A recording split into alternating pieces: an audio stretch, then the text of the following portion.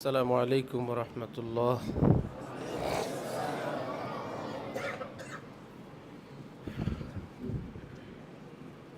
সবাই কেমন আছো তোমরা? মাশাআল্লাহ। এভাবে জিজ্ঞাসা করাই সুন্নত। কেমন আছো, কেমন আছেন, এভাবে জিজ্ঞাসা করা কি সুন্নত। আল্লাহ কেমন রাখছেন এভাবে জিজ্ঞাসা করা সুন্নত নয়।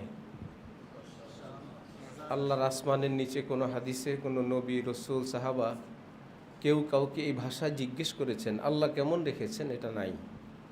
বরং কেমন আছেন, কাইফা হালুকুম ইয়া আহলাল বাইত, নবীজির ভাষা। হযরত আম্মি জান এর ভাষা কাইফা ওয়াজাদতা ইয়া আবাতি। নবীজি অসুস্থ, আম্মি জান হযরত আয়েশা জিজ্ঞেস করলেন কাইফা ওয়াজাদতা ইয়া আবাতি, আপনাকে কেমন পাচ্ছেন, আপনার কাছে কেমন লাগে। আল্লাহ কেমন রাখছেন সেটা না, আপনার কাছে কেমন লাগে। মুমিনের দুই হাল, হয়তো সুখে অথবা কি দুঃখে। কেউ জিজ্ঞেস করবে কেমন আছেন, সুখের জন্য জবাব আলহামদুলিল্লাহ, দুঃখ কষ্টের সময়ে জবাব আলহামদুলিল্লাহি আলা কুল্লি হাল। তখন সায়েল, যিনি সোয়ালকারী, তিনি জানতে পারবেন, বুঝতে পারবেন তিনি কোনো কষ্টে আছেন। এত সত্ত্বেও আল্লাহর শুকর, আরও কষ্টও তো হইতে পারত, আরও কষ্টও তো হইতে পারত। আমি আছি কষ্টে, তারপরও কোটি কোটি শুকরিয়া, এর মধ্যেও বেশুমার সীমাহীন নেয়ামতের মধ্যেই আছি। কারো দুইটা ছেলে, একটা ছেলেই ছোট্ট শিশু, পানিতে পড়ে মরে গেছে। কেমন আছেন, আলহামদুলিল্লাহ আলা কুল্লি হাল, কষ্টে আছি ভালো, তারপরেও ভালো আছি। আর ভালো কি, একটা ছেলে, দুইটার মধ্যে একটা, বা যদি দোনোটা মারা যেত, যদি সব মারা যেত, যত মুসিবত, এর চাইতে আরো বড় মুসিবত তো মুমকিন। পাশাপাশি সকল মুসিবতের মধ্যে রহমত আছে। সব মুসিবতের মধ্যে কি আছে? শাহ আব্দুল গনি ফুলপুরি রহমতুল্লাহ আলাইহি বলেন, বান্দার মুসিবত কেন আসে, মুমকিন সূরা কি কি। মুমকিন সূরত হইতে পারে আল্লাহর উপকারের জন্য, আল্লাহর নিজের ভালোর জন্য আল্লাহ বান্দাকে কষ্ট দিছেন। আল্লাহ লাভ লোকসান থেকে পবিত্র, আল্লাহ পাক নিজের লাভে কোনো কিছু করেন না। তাহলে আল্লাহ নিজের লাভের জন্য হইল না, হবে না। এটা বান্দার ক্ষতি করার জন্য, লাইসা বিজল্লা মিল্লিল আবিদ, আল্লাহ পাক বান্দার ক্ষতি করেন না। তাহলে কারোরই লাভ নেই। এমনিতেই আল্লাহ পাক অনর্থক কাজ করেন না। আল্লাহ নিজের লাভেও কিছু করেন না, বান্দার ক্ষতির জন্যও কিছু করেন না, অনর্থকও কিছু করেন না। আর বাকি থাকে এক সূরত। তাহলে কি বান্দার লাভের জন্য, 100% বান্দার লাভের জন্য। এই জন্যই বলা হয়, দোস্ত কি জানিব সে জো পৌঁছে বালা ও বালা হরগিজ নেহি ও হ্যায় করম। নিজের আপনজনের পক্ষ থেকে যদি কোনো মুসিবত আসে, এটা মুসিবত নয়, এটা দয়া। মুসিবত আবার কেমন দয়া? হ্যাঁ, এটাও দয়া। একান্ত ঘনিষ্ঠ কোনো ডাক্তার, আপনজন, সে বলল আপনি বাঁচতে হলে আপনি ইমার্জেন্সি কি করেন, আঙ্গুল কেটে ফেলেন। কেটে ফেলছি, যে ইনফেকশনের মাত্রা এত দ্রুত, এটা দ্রুত আপনার দেহে ছড়াবে। এই মুসিবতটা কি রহমত না? আপনার পা কেটে ফেলেন, রহমত। পিত্ত ফেলে দেন, ক্যান্সার হবে, রহমত। পৃথিবীর ডাক্তারদের ডিসিশন ভুল হয়, গলত হয়। রব্বুল আলামিন বলেন আমার একটা ডিসিশনও ভুল হয় না। আমি যদি কোনো কষ্টের কোনো কিছু দেই, এটা রহমত লুকায়িত আছে। সুতরাং নির্বিঘ্নে নিশ্চিন্তে বলো আলহামদুলিল্লাহ আলা কুল্লি হাল, সর্বহালে আলহামদুলিল্লাহ। তাহলে বান্দার দুই হাল, হয়তো আনন্দের অথবা কষ্টের। আনন্দে থাকলে তিনি জবাব দিবেন আলহামদুলিল্লাহ, কষ্টে থাকলে তিনি জবাব দিবেন কি এই দুই জবাব থেকেই বোঝা যায় সবাই সবসময় সুখেই থাকে না, নাহলে তো ইন্নাল্লাহ মা'আস সাবিরিন আসতো না, ইন্নাল্লাহ মা'আস শাকিরিন বললেন লা ইন্নাল্লাহ মা'আস। তো হযরত থানবী বলেন, হযরত ওয়ালা করাচি বলেন, আল্লাহর দিকে উড়ার দুইটি ডানা। বান্দা কখনোই চুপ থাকে না, সবসময় আল্লাহর দিকে উড়ে উড্ডয়ন করতেই থাকে, কখনো শুকরের ডানায়, কখনো সবরের ডানায়, কখনো শুকরিয়া জ্ঞাপন করে আল্লাহ এই নিয়ামত দিচ্ছেন, সেটা দিচ্ছেন, এই সেই আলহামদুলিল্লাহ উঠতেছে। আর কখনো কষ্ট, তখন আবার বলে আলহামদুলিল্লাহ আলা কুল্লি হাল। এখনও সে আল্লাহর দিকে গগনে উঠতেছে, বান্দা থেমে থাকে না, কখনো শুকরিয়ার ডানা দিয়ে, কখনো সবরের ডানা দিয়ে, সর্বাবস্থায় একজন মুমিন বান্দা আল্লাহর দিকে সে উঠতেই থাকে। তাহলে যিনি জিজ্ঞাসকারী তিনি যদি জিজ্ঞেস করেন বান্দার জন্য যে নেয়ামত এটাও ভালো, কষ্টটাও কি ভালো না? কষ্টটাও তো ভালো, কিন্তু এটার অনুভূতি সবসময় করা সকলের তৌফিক হয় না, বা সেরকম ইয়াকিন, কমজোর আছে, দুর্বল মুমিন আছে, ইত্যাদি আছে। আরেকটা আদব হলো ইসলামের, ভালো জিনিস আল্লাহর দিকে নিসবত করা, মন্দ জিনিস আল্লাহর দিকে নিসবত না করা, এটা আদব। হযরত ইব্রাহিম আলাইহিস সালাতু ওয়াস সালাম কোরআনে পাকে বললেন আল্লাযী ইউতঈমুনি ওয়া ইয়াসকিন ইউমিতুনি সুম্মা ইউহয়িন, আছেন লম্বা আয়াত। তিনি হায়াত দেন, তিনি মৃত্যু দেন, তিনি পিলান, তিনি খাওয়ান, সব আল্লাহ করেন। কিন্তু শেষে গিয়ে বললেন ওয়া ইযা মারিজতু ফাহুয়া ইয়াশফিন, এটা বললেন না তিনি অসুস্থ করেন, তিনিই সুস্থ করেন, এটা না বলে বললেন আর আমি যখন অসুস্থ হই আমার আল্লাহ তখন সুস্থ করেন। আল্লাহ হায়াত দেন, আল্লাহ মৃত্যু দেন, আল্লাহ খাওয়ান, আল্লাহ পিলান, আমি অসুস্থ হই, আল্লাহ সুস্থ করেন। নবীগণ দেখছো কতটা বাহুস, কতটা সচেতন, কত চৌকান্না, আব্বা জানকে আল্লাহ কত জ্ঞান দিছেন। ওয়া ইযা মারিজতু অর্থ কি আল্লাহ অসুস্থ করেন না আমি অসুস্থ হই, ফাহুয়া ইয়াশফিন, তিনি সুস্থ করেন। অথচ অসুস্থতাও কি কারণ নিজের হাতে না আল্লাহর হাতে? তো বলে দেন না, এটা আদবের খেলাফ। সন্তান বড় হয়েছে, ছোটকালে বাবা তাকে শাস্তি দিলেন, শাসন করলেন, লক্ষ কোটিবার আদর আপ্যায়ন করলেন। এখন বড় হবার পর আব্বা আপনি আদর করলেন, আপনি কাঁধে করে নিছিলেন, আপনি রাত জেগে আমাকে কষ্ট করে চিকিৎসা করছিলেন, আদব। আব্বা মনে আছে ওই যে একদিন পিটান দিছিলেন, এটা বেয়াদবি, এটা আদবের খেলাফ। তোমার কল্যাণই দিছেন, ওস্তাদজিকে বলা, বাবাকে বলা, এটা আদবের খেলাফ। আমার কল্যাণে যা দিছেন সেটা দিয়ে বাবাকে আবার চোখ সামনে লজ্জা দেওয়া, এটা নিষেধ। কথা বুঝে আসছে? তাহলে আল্লাহ পাক কেমন রাখছেন এই প্রশ্ন শুনতে শোনা যায় আপনি কেমন আছেন, এখানে আল্লাহর কোনো নাম নাই। আবার যাকে জিজ্ঞেস করি সে বলে ভালো, ও আল্লাহর কোনো নাম বলে না। কেমন আছেন? ভালো। তাহলে তাকে একটু আগায় দেই যাতে করে তার মুখেও আল্লাহর নামটা আসে। আল্লাহ কেমন রাখছেন, তখন সে বলবে আল্লাহ ভালো রাখছেন। আমিও আল্লাহ আল্লাহ বললাম, সেও আল্লাহ আল্লাহ বলল, ভালো হইল। যদি এই দেমাগ দিয়ে, মাথা দিয়ে, ব্রেন দিয়েই ইসলাম যথেষ্ট হইতো, ওহির প্রয়োজন তো ছিল না, ঠিক না? এটা কি কোরআন হাদিসের ইসলাম না ব্রেনের? ব্রেন থেকে বের করা যে আমি বললাম কেমন আছেন, তিনি বললেন ভালো আছেন। আমি যদি বলে দেই আল্লাহ কেমন রাখছেন, তিনি বলবেন আল্লাহ ভালো রাখছেন। ইসলামের এই অংশটা কি কোরআন হাদিসের না বানানো? কিন্তু দেখতে তো সুন্দর, শুনতে সুন্দর। এক নম্বর কথা হলো, তাহলে এত সুন্দর ইসলামের এই অংশটা নবীজি জানতেন না? সাহাবাই কেরাম কি জানতেন না? আল ইয়াউমা আকমালতু লাকুম দীনাকুম এর মধ্যে অন্তর্ভুক্ত কি ছিল না?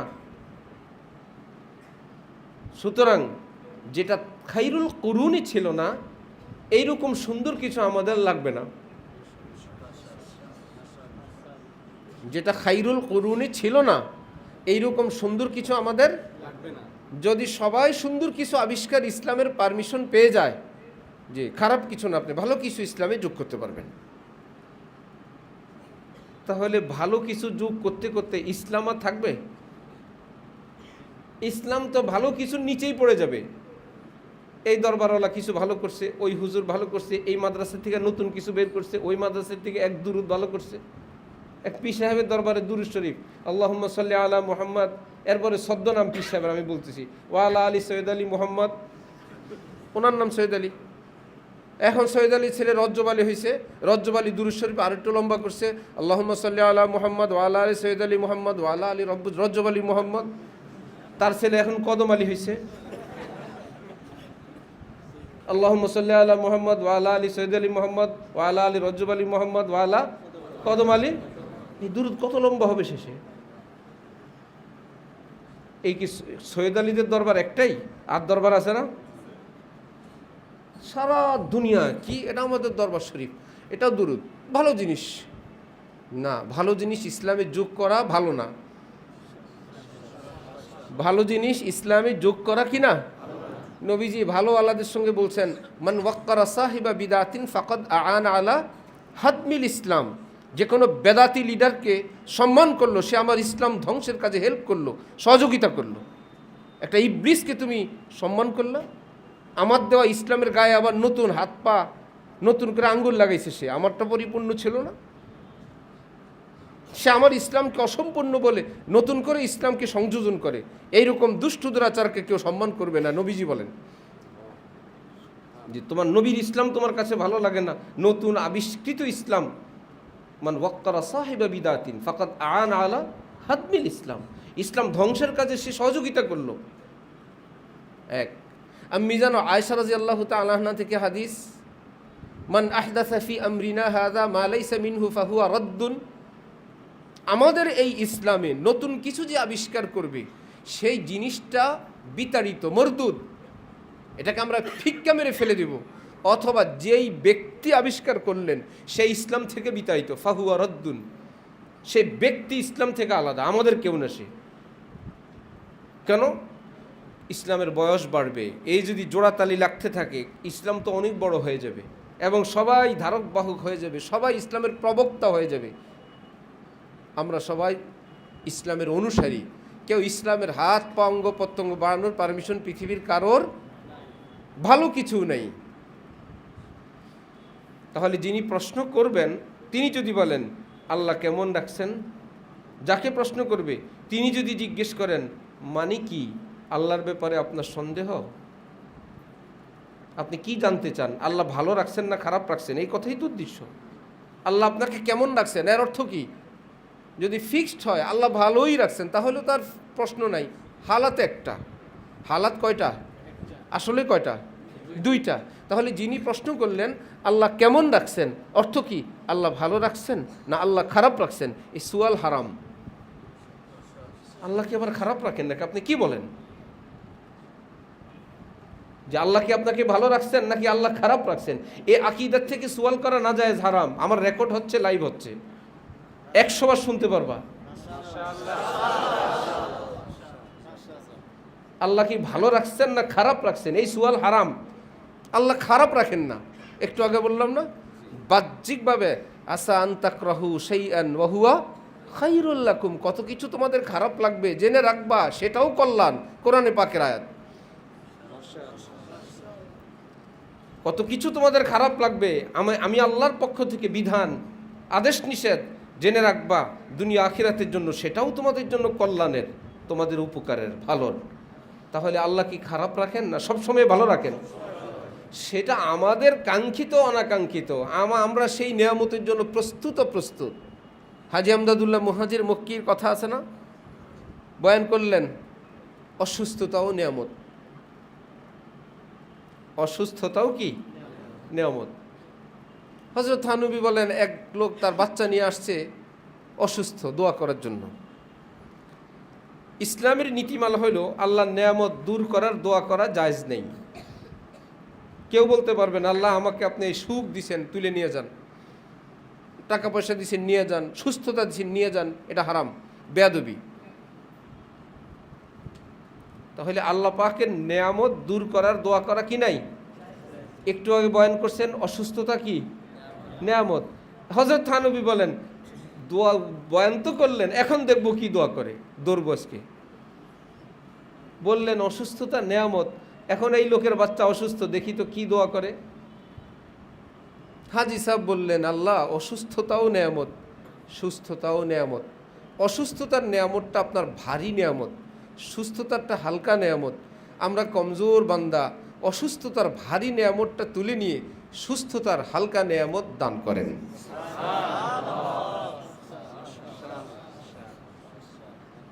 এটাকে আমি একাধিকবার তোমাদেরকে বলছি। দুই নেয়ামতের মধ্যে আবার হালকাটা কে চায়? ভারীটাই চাইবে, বড়টা চাইবে, বেশি নেয়ামত চাইবা না।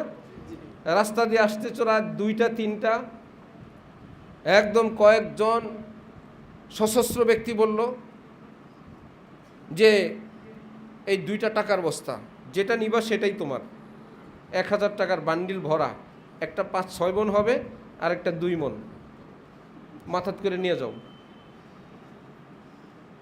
মনে করো ফারজান, ঠিক আছে? যদি বলো হুজুর কোন জায়গা এটা,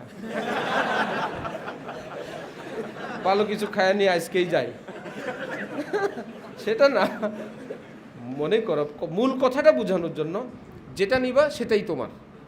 তাহলে এক বস্তায় যদি 2 মণ টাকা থাকে, যেই বস্তায় 6 মণ টাকা, টাকা বেশি না? হালাল যদি হয় সেটা বড় নেয়ামত না? কিন্তু বহন করে আনতে হবে মাথায় করে। তুমি তখন বলবা দুটোটাই তো নেয়ামত, 6 মণ এটা বেশি ভারী, এটা আমি বহন করতে পারবো না, 2 মণেরটাই দেন। বলবে না? এই বলে যে ছোটটা আনলো, বড়টাকে কি অস্বীকার করলো? সে কি মনে মনে আকীদা করলো টাকা শুধু একটার ভিতরে, ওগুলো সব পাথর না, জানে টাকা আমি বহন করতে পারবো না ভাই, এই জন্য ওটাকে সরি বলে ছোটটা নিয়ে আসলাম। ঠিক না? অনেক আগের হেফসখানায় থাকতে গল্প, আগের যুগে বাসের কন্ট্রাক্টরের সঙ্গে গল্প, ঝগড়া হইতো মানুষের খুব, এক সময় মারামারি, এগুলো একদম অ্যাভেলেবেল ব্যাপার ছিল। আমরাও ছোটোকালে একটু পাইছি, ভাড়া নিয়ে তর্ক বিতর্ক, হই হুল্লোড়, এ খুব ছিল সারা দেশে। এর মধ্যে এক লোক ঢাকা থেকে চট্টগ্রাম যাবে, ভাড়া দেয় না ঠিক মতো। কন্ট্রাক্টর খেপা বলছে তোর ভাড়া লাগবে না, তোরে বিনা ভাড়ায় চট্টগ্রাম নেব, 1 থাপ্পড় দেবো, 1 থাপ্পড়ে তোর চিটাগাং নেব আজকে। পাশের থেকে একজন এসে বললো কন্ট্রাক্টর ভাই আমার ছোট্ট একটা দিন, আমি কুমিল্লা যাব। কারণ জোরে থাপ্পড় দিলে তো চট্টগ্রাম চলে যাবে বিনা ভাড়ায়, এই জন্য ভাবছি আমি হালকা একটা খাই, যেহেতু বিনা ভাড়ায় 1 থাপ্পড়ে। হেকায়াতে লতিফে তো তোমরা পড়ছই, একজন বেচারা আরেকজনকে পাপোশ দিয়ে বাড়ি দিছে।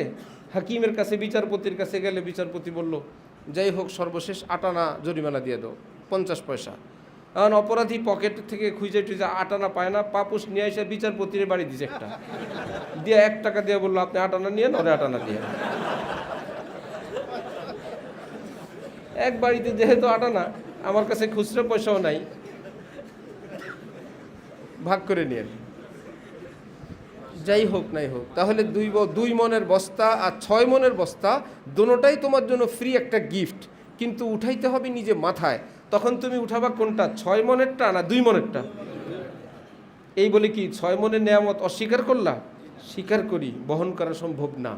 হাজী আমদাদুল্লাহ মুহাজির মক্কি বললেন অসুস্থতা ভারী নেয়ামত, এর মধ্যে অনেক কিছু আছে জানি, কিন্তু বহন করা তো কষ্ট। আল্লাহ আপনি এটা উঠাই নিয়ে সুস্থর তার হালকা নেয়ামত দান করেন।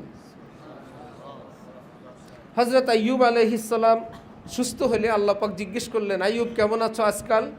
হযরত আইয়ুব কাঁদতে শুরু করলেন, ভালো আছি, মনটা ভালো নাই। কেন মন ভালো নাই? অসুস্থতার সময় আপনি প্রতিদিন 2 বেলা আমাকে জিজ্ঞেস করতেন ডেকে ডেকে আইয়ুব কেমন আছো, সন্ধ্যায় আবার জিজ্ঞেস করতেন আইয়ুব কেমন আছো। সুস্থ হওয়ার পর আপনার মায়া ভরা সেই ডাকটা তো আর শুনি না। আপনার মায়া ভরা সেই ডাক তো আর শুনি না। অসুস্থতাও নেয়ামত, কিন্তু সেটা বুঝার মতন, উপলব্ধি করার মতন সবার সক্ষমতা থাকে না, ইমানি শক্তি এতটা না। তুমি আমি যখন জিজ্ঞেস করব না বুঝে যে আল্লাহ কেমন রাখছেন, ভালো থাকলে তো তিনি বলবেন ভালো আছেন, তো তিনি তো বেঁচে গেলেন, কিন্তু তুমি প্রশ্ন করে তো বিপদে ফেসে গেলা। তার মানে কি আপনার আকীদা আল্লাহ ভালো রাখেন খারাপ রাখেন, এ আকীদা রাখা কি জায়েজ না জায়েজ? না জায়েজ। আবার তিনি যদি জবাব দিয়ে দিলেন সঠিক, তাহলে এক পাশ বিপদে পড়লো, আরেক পাশ রয়ে গেল। আলহামদুলিল্লাহ, আল্লাহ খুব ভালো রাখছেন। আর যদি বিপদগ্রস্ত হন, চরমভাবে ক্ষতবিক্ষত, বিধ্বস্ত, ক্ষতিগ্রস্ত, সেই লোককে বললে তুমি আল্লাহ কেমন রাখছে, সে যদি মনের কষ্টে সহ্য করতে না পেরে, যেহেতু সব অবস্থায় আল্লাহই করেন, আল্লাহ তো আমার এসা করছেন, আল্লাহ তেসা করছেন, আল্লাহ এরকম বিপদ দিছেন, এগুলো সব কি ইমানের কথা না ইমান নষ্ট করার কথা? এই যে ইমান নষ্টের কাজে আগায় দিল কে? প্রশ্নকারী। তাকে ক্ষতিগ্রস্ত করার জন্য পথ উন্মুক্ত করে দিল কে? প্রশ্নকারী। কি প্রয়োজন ছিল আপনার এই প্রশ্ন করার? আল্লাহ কেমন রাখছেন, এই বুজুর্গি কোথায় পাইছেন? কথা বুঝে আসছে? তাহলে প্রশ্ন হবে কি, কেমন আছেন? হ্যাঁ, যিনি জবাব দিবেন তিনি স্বাধীনভাবে ভালো আছি, কষ্টে আছি, বিপদে আছি, তখন আর এর সঙ্গে সে আল্লাহ করছেন এটা যুক্ত হবে না। যেমন হজরত ইব্রাহিম আলাইহিস সালাম বললেন, ওয়া ইযা মারিস্তু, আমি যখন অসুস্থ হই, ফাহুয়া ইয়াশফিন, আমার আল্লাহ আমাকে কি করেন? সুস্থ করেন। হজরত থানবী লিখছেন, বাদশাহ কোনো প্রজাকে বলল গোলামকে পানিতে ঝাঁপ দাও, সে ঝাঁপ দিল পানিতে। এখন উল্টা ধমক দিচ্ছেন, তোমাকে পানিতে ঝাঁপ দিতে বলছি, কাপড় চোপড় ভিজাইছো কেন? আজীব কথা। এখন দুই হাল, বেয়াদব যদি হয় সেই ছেলে, আমি কি বিবস্ত্র হয়ে নামবো? হ্যাঁ। আর যদি আদব বলা হয়, জাহাপনা আমারই ভুল, আমার ভুল হয়েছে, আপনি তো আমাকে ঝাঁপ দিতে বলছেন, কাপড় ভিজাইতে তো আপনি বলেন নাই। বাদশা তখন বলবে, আরে বোকা, তাহলে ঝাঁপ দিবি কি? কাপড় ছাড়া ঝাঁপ দিবি, ঠিকই আছে, ভুল না। আদব। হাজী আমদাদুল্লাহ মুহাজির মক্কির কথা শুনাইলাম। কাসেম নানুতুবিকে একটা কিতাবের পাণ্ডুলিপি ছাপানোর আগের অবস্থা কাসেম নানুতুবিকে দিচ্ছেন। হাজি সাহেব একটা শব্দের বানান সঠিক না, এখন কেমনে নিজের ওস্তাদ নিজের শায়েখের কথা লিখবে, আপনার এই বানান ভুল, আবার কিভাবে ছেড়ে দিবে? তাহলে তো এভাবেই ছাপবে, খেয়ানত হয়। আমাকে দেখতে দিলেন, আমি কি বলবো? বড়দের সঙ্গে আদব। ওই ছোট্ট একটা শব্দ, এটাকে বৃত্ত এঁকে দাগ টেনে সাইডে নিয়ে গেলেন। ইয়ে লফজ সমঝ মে নেহি আয়া, হজরত এই শব্দটা আমার বুঝে আসে নাই। অথচ ভুল করছেন হাজি সাহেব, কিন্তু হজরত কাসেম নানুতুবি নিজের ওস্তাদের দিকে নিসবত করলেন না নিজের দিকে। হজরত ইয়ে লফজ সমঝ মে নেহি আয়া, এটা বললেন না ইয়ে লফজ গলত হ্যায় ইত্যাদি কিছু না বলে ইয়ে লফজ সমঝ মে নেই। হাজি সাহেব তো বুঝে গেছেন যে হ্যাঁ এটা তো লিখতেই ভুল হয়েছে, ভাই তোমার সমঝ কি আসবে, এখানে ভুল হয়ে গেছে। কেসা আদব বলা, সুবহানাল্লাহ। তাহলে আল্লাহর কোনো বান্দার সঙ্গে যদি এইরকম আদব হয়, আল্লাহর সাথে কি আদব হওয়া উচিত? তাহলে শরীয়তে ইসলামিয়ার ভাষা হলো, কেউ কাকে জিজ্ঞেস করবে আপনি কেমন আছেন, ঠিক আছে ইনশাআল্লাহ। যদি বলেন এত সুন্দর একটা শব্দ, আল্লাহর নাম বলতো ইত্যাদি ইত্যাদি, সেটার জন্য শোনো। আগের যুগে কোরআন শরীফ লিখতো নিজের হাতে। এক ওস্তাদ ছাত্রকে কোরআনে পাক লিখতে দিছে। ছাত্র হইল আল্লাহ কেমন রাখছেনের মতন আলেম, বুঝো নাই? এলেম কালাম নাই, নিয়ত ভালো। ছাত্র এইটুকুন জানে কোরআনে পাকের প্রতি হরফে 10 নেকি। কোরআন পবিত্র কিতাব, কোরআন আল্লাহর কালাম, লৌহে মাহফুজ থেকে আসছে। সে সেই কিতাব পড়তে গিয়া লিখতে গিয়া দেখে এর মধ্যে বাকারা গরু, এর মধ্যে আনকাবুত, এর মধ্যে ফিল হাতি এলিফ্যান্ট, তারপরে সেখানে দেখে আবুল আহাব, হায় রে জ্বালা, এগুলো পড়লে নেকি হবে। আবার এই সমস্ত অসভ্যদের নাম আল্লাহর পবিত্র কালামে, এটা দুশমনদের কাজ। সে লিখতে গিয়া এই জায়গাগুলো ফাঁকা রাখছে। এখন ওস্তাদজির কাছে কোরআনে পাক জমা দিবে, ফাঁকা থাকলে আবার জিজ্ঞেস করবে, তো খারাপের জায়গায় ভালো লাগাই দেই। সে ওস্তাদির কোরআন শরীফ জমা দিতে গিয়ে এখন সে ভাবছে কি করা যায়, কোথাও গরুর জায়গায় তার আব্বার নাম, কোথাও শ্বশুরের নাম, কোথাও ইত্যাদির নাম, কোথাও উস্তাদজির নাম জমা দিছে। কি করছো, সব ঠিক মতো লিখছো? একদম কোনো জায়গায় ঝামেলা করো নাই? এই কয়েকটা জায়গা আমার বুঝে আসে নাই, প্রথমে এসা, পরে আমি এই খারাপ এই নষ্ট শয়তানগর নাম বাদ দিয়ে ভালো কিছু নাম দিয়ে দিছি। কি করছো? এই তো কোথাও গরুর জায়গায় আব্বার নাম, তারপরে না মাকড়সার জায়গায় শ্বশুরের নাম, আর আপনার নামও এক জায়গায় দিয়ে দিছি। কোথাও হুজুর আবুল আহাবের জায়গায় আপনার নাম দিয়ে দিয়েছিল, যেখানে তাব্বাত ইয়াদা আবিল আহাব, এখানে আমি আপনার নাম দিয়েছি। আবুল আহাবের চেয়ে আপনার নাম কোরআনে পাকে থাকো। নিয়ত খারাপ না নিয়ত ভালো? কাজটা খারাপ। কোরআন শরীফে নিয়ত ভালো। আবুল আহাব পড়লেই নিয়ে কি হবে? এটা আবুল আহাবের বরকতে না, আল্লাহর কালাম হওয়ার কারণে। আল্লাহর কালাম। আবার ইউসুফ জুলাইখার প্রেম কাহিনী, তো তোমার আব্বা আম্মার নাম দিয়ে দিতা যে আমার আব্বা মাকে ছাড়া বুঝে না, মা বাবাকে ছাড়া বুঝে না। পৃথিবীর ইউসুফ জুলাইখা তোমাদের ঘরে থাকে, সেখানে না না এসা চলবে। যেটা যেভাবে আছে এভাবেই থাকবে, ঠিক আছে? আল্লাহ আমাদেরকে দিনকে সহিভাবে বুঝার তৌফিক দান করেন।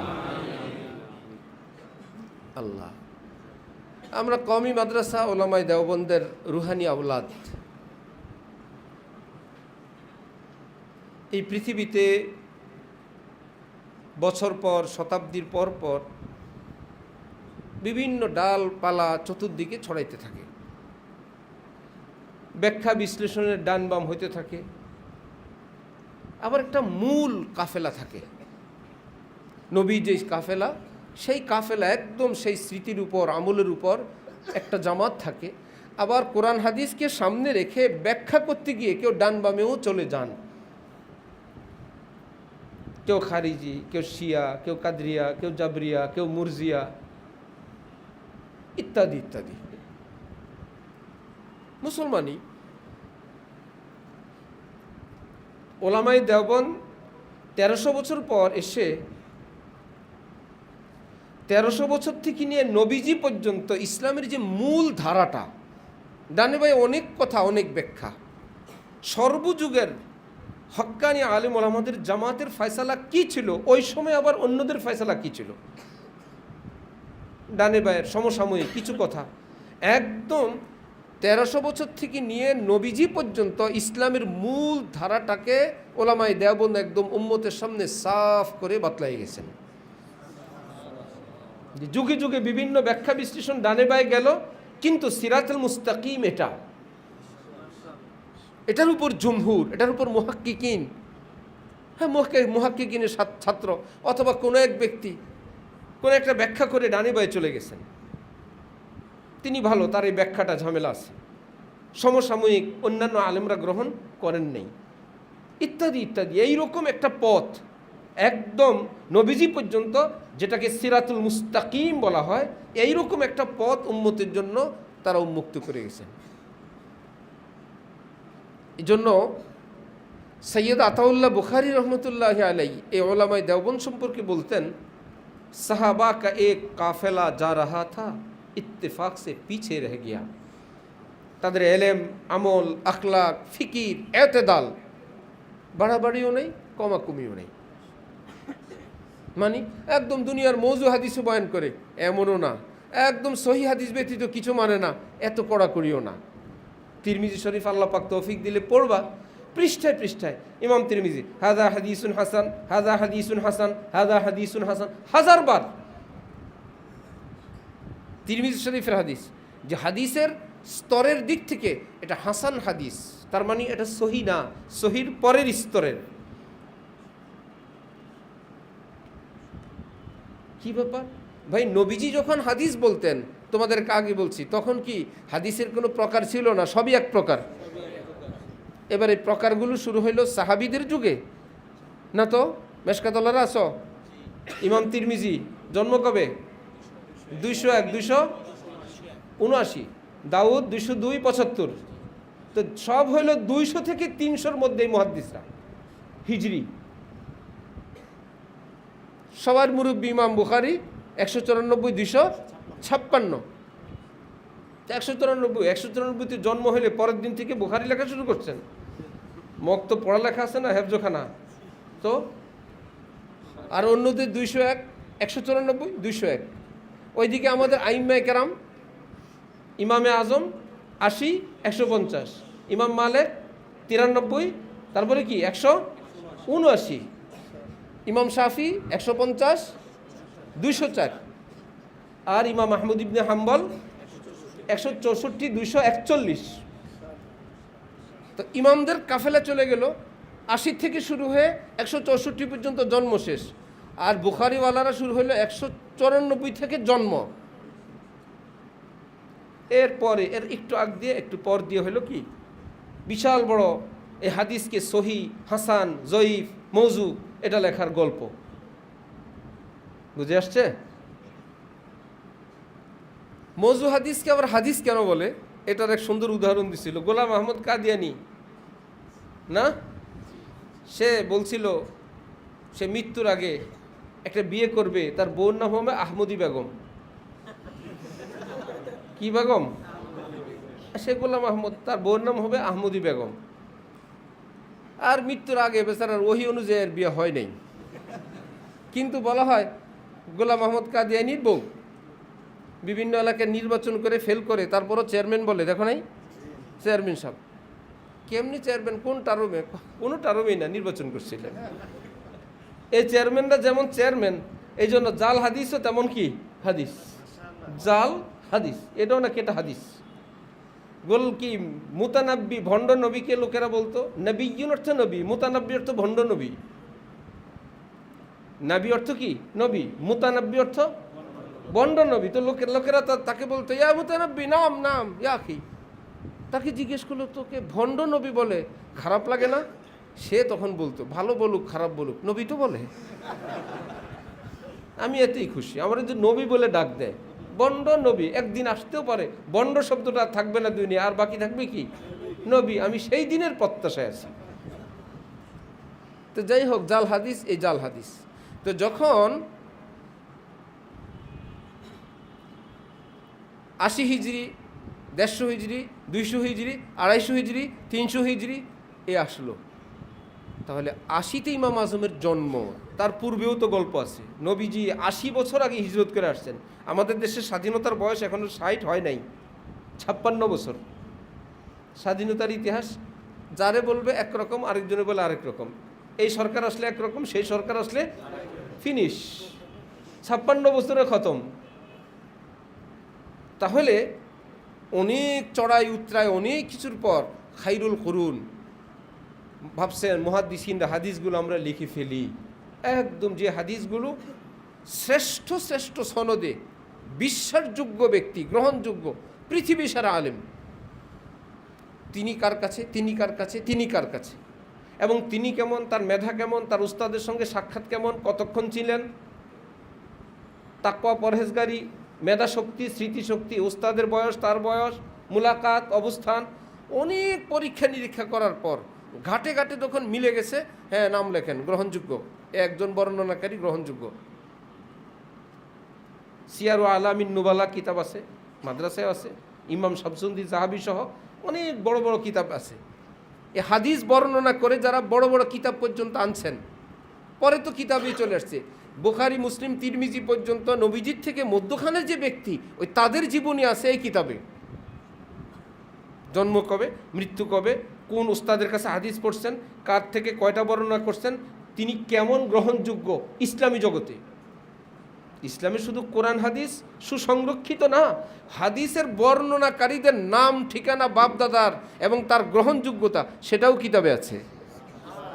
নতুন কিছু ঢুকানোর লাইন নেই। নতুন ঢুকাবে কেমন? সব তো লেখা হয়ে গেছে। নবীজির থেকে নিয়ে 300 বছর, 200, 250 বছর, 500 বছর, 700 বছর পর্যন্ত সব লেখা আছে। এই জন্য তো ইমাম শামসুদ্দিন জাহাবি বলতেন, অনেকের জীবনী লিখলাম তাকে তো দেখি নাই, তার মৃত্যুর পরে মরণোত্তর কিয়ামতের মাঠে তো থাকবেন।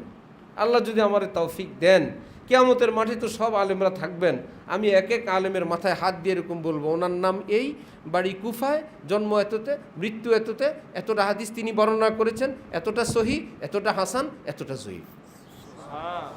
আর এই হুজুরের নাম এই হুজুরের নাম এই হুজুর বহু চেষ্টা করছেন, ওনাকে আমরা মৌজুয়াতের লিস্টিতে রাখছি, এটাকে দাজ্জাল নাম দিয়ে দিছি, এটা দুষ্ট, ওটা দুষ্ট, পাগড়ি দিলি কি হবে, আর হাদিস আমরা একটাও নেই।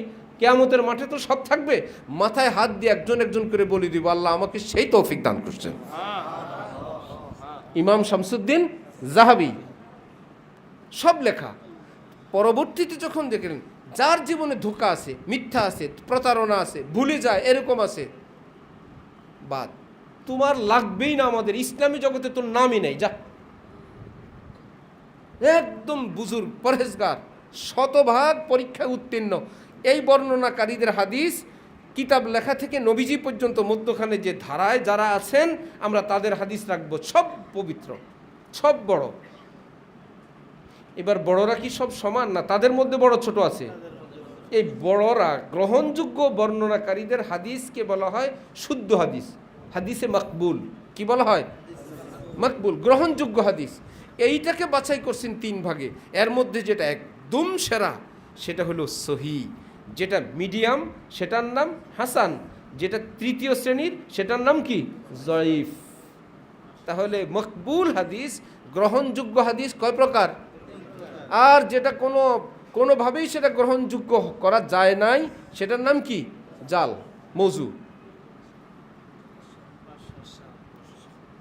তাহলে হাদিসগুলো কি হাদিসের কারণে না বর্ণনাকারীর কারণে?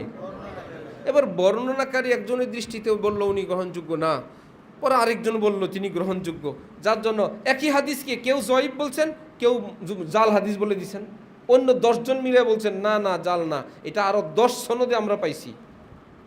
কারো ব্যাপারে যদি এরকম কোনো বিষয় থাকে আর এটার সাপোর্টে যদি অন্যান্য হাদিস থাকে, সেটা শক্তিশালী হয়ে যায়। কোরআন হাদিসের তথ্য মতো যদি সেটা মুআইয়িদা তাইদাত থাকে, এটা একটা সুতা, একটা পাটের সুতা দুর্বল, 10টা এক জায়গা হলে কি ওই 10টা মিলে দুর্বল হইতে হইতে আরও দুর্বল না শক্তিশালী?